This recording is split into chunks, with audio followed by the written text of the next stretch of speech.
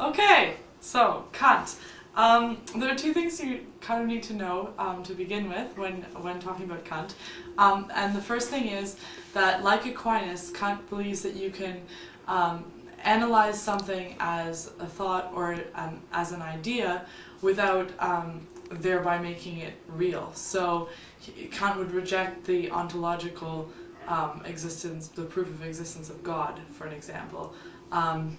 The second thing is that, like Hume, Kant believes that you can't, the world is unpredictable. You can't look at cause and effect and use that connection to predict what could happen in the world. He says that the world is a place of unforeseen consequence. So in this world of unforeseen consequence that we live, Kant says it's important that we live by a categorical imperative. And the categorical imperative is that you should always act according to a maxim that can be made universal.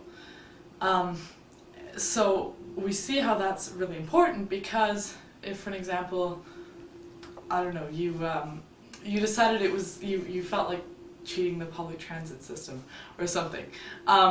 You do it once, that's fine, or even if you do it every single time, that's okay. But because the world is a place of unforeseen consequence, what if you took that to the extreme and had every single person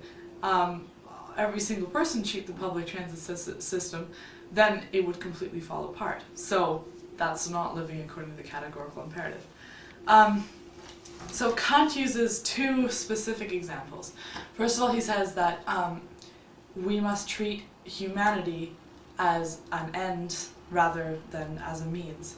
That's important because humans, if everyone was out for their own good, then evidently very few people would actually reach what they wanted to be their end goal, because you're going to have at least two people who have contradicting ideas.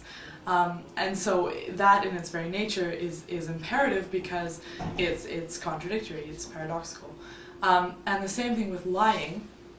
You can't,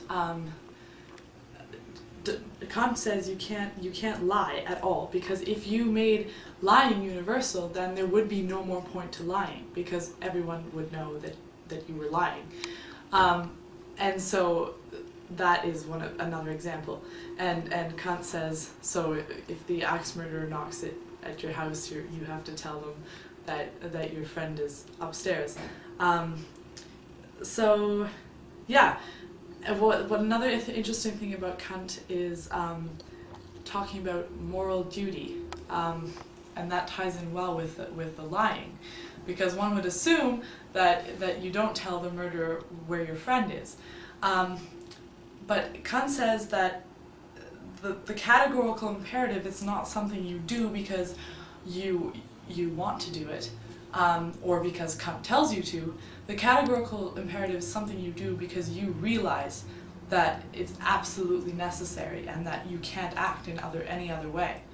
And you do this by acknowledging the fact that the world is unpredictable and that you need to live by this universal maxim. So that's about it for Kant, and good luck on your orals.